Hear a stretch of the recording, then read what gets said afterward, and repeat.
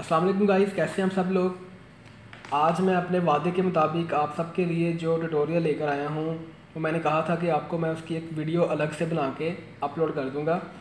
Thesis statement, हमारे आज के ट्यूटोरियल का नाम है थीसिस स्टेटमेंट। थीसिस स्टेटमेंट क्या होता है, कैसे इसको लिखा जाता है, कहाँ पर इसको ऐड करते हैं, ये सब कुछ मैं आपको आज यहाँ बताऊँगा। इसके डिफरेंट मेथड्स भी आपको यहाँ बताऊँगा, किस तरह से आप एक थीसिस स्टेटमेंट लिख सकते हैं। First of all, definition of thesis statement. इसकी डेफिनेशन तो इतनी कोई ख़ास नहीं है, सिर्फ आप इसे ये कह सकते हैं समरी ऑफ योर राइटिंग। आपके लिखने की जो आप जो लिख रहे हैं उसको अगर सम अप कर दिया जाए एक स्टेटमेंट के अंदर, the summary of your writing in a single statement, तो वो क्या रहेगा आपका थीसिस स्टेटमेंट। समरी, जो भी आप लिख रहे हैं, आप क्या काम कर रहे हैं, आप क्या करने जा रहे हैं, उसको आपने जस्ट एक स्टेटमेंट में आपने एक्सप्लेन कर देना है। सिंगल स्टेटमेंट में, सिंगल सेंटेंस के अंदर आपने उसको एक्सप्लेन कर देना है। वो क्या रहेगा आपका थीसिस स्टेटमेंट। ठीक, इसकी लेंथ कितनी होती है? लेंथ इसकी होगी 0.5 to 1.5 lines.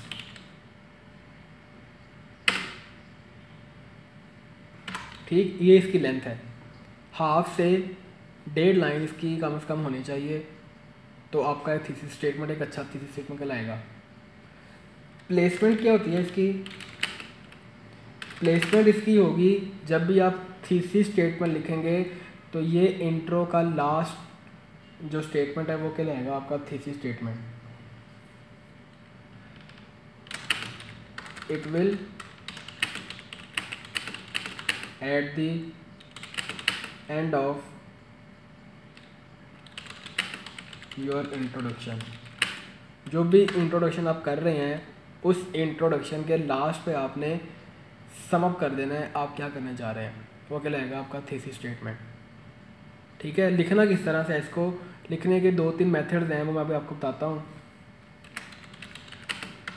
Methods of writing, इसे आपको लिखना किस तरह से है। Methods of writing, first method है इसका, आप स्टार्ट कर लें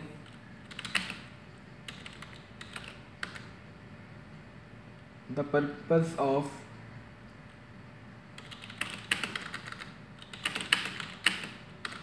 दिस।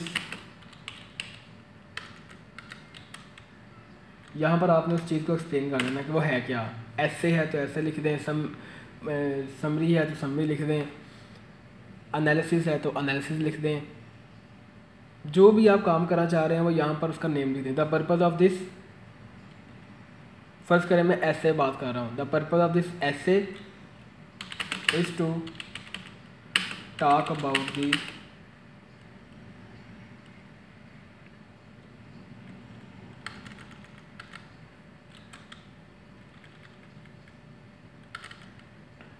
फिर आप यहाँ पर लिख दें उस चीज़ को कि आप क्या करने जा रहे हैं। द पर्पस ऑफ दिस, यहाँ पे आपने उसको उस चीज़ को मेंशन कर देना। अगर आप रिसर्च पेपर कर रहे हैं रिसर्च पेपर मेंशन कर दें, अगर आप समरी कर रहे हैं समरी मेंशन कर दें, अगर आप एनालिसिस कर रहे हैं एनालिसिस कर लिख दें। यहाँ पे is to talk about the, अब जो बात आप करना चाह रहे हैं वो आप इस ब्लैंक में लिख लें।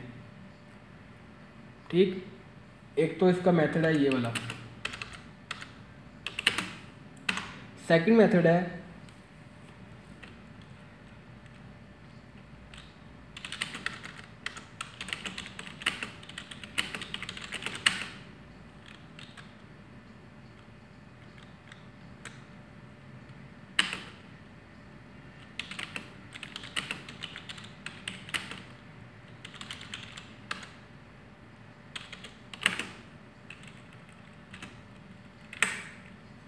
आई विल टॉक अबाउट दी।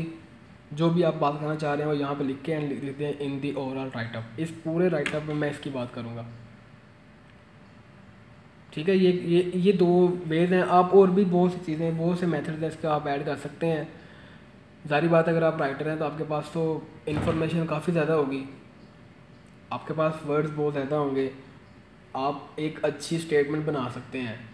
तो बेसिकली यहाँ सिर्फ जस्ट मैंने छोटा सा टच दिया है हल्का सा कि आपने थीसिस स्टेटमेंट को डेवलप किस तरह से करना है। ठीक, अब मैं एक टॉपिक लेके उसके बारे में आपको बताता हूँ। एग्ज़ाम्पल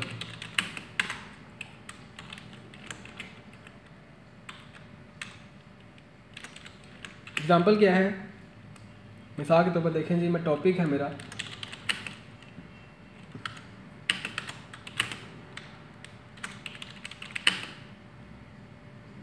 स्मोकिंग, या इसके बजाय आप कर लें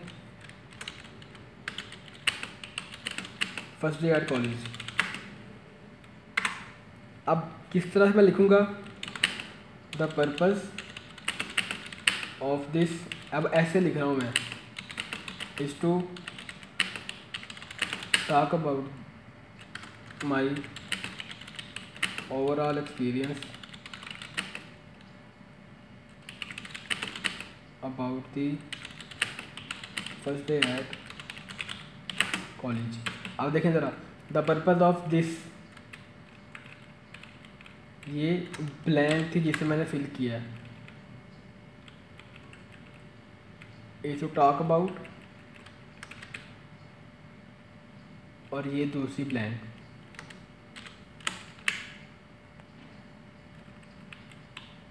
क्लियर हो गया। फर्स्ट जो मेथड है वो मैंने यूज़ किया था, पर्पज़ ऑफ दिस, अब वहाँ पर मैंने ऐसे लिख दिया है, तो आपने अब उसको आगे उसके आगे उसको इस तरह से एक्सप्लेन कर दिया है। तो इस तरह से आप करके एक थीसिस स्टेटमेंट को ओवरऑल लिख सकते हैं।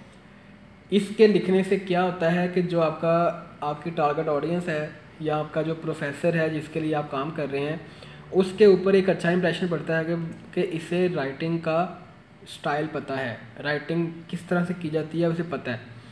तो ये इंट्रोडक्शन का एक इम्पॉर्टेंट पार्ट है। जब भी आप कोई भी इंट्रो लिखें, किसी भी चीज़ का आप इंट्रो लिखें, तो स्टार्टिंग में आपने ओवरऑल बता देना है कि हम क्या करने जा रहे हैं, मैं क्या करने जा रहा हूँ। पूरे जो मैं राइटअप लिखना है, जो मैंने 2 पेजेस का जो राइटअप मैंने बनाना है, 5 पेजेस का जो राइटअप बनाना है, उसमें मैंने क्या बात करनी है, ताकि पढ़ने वाले का एक माइंड बन जाए कि यहाँ पर जो भी बात होनी है वो इसके अकॉर्डिंग होनी है।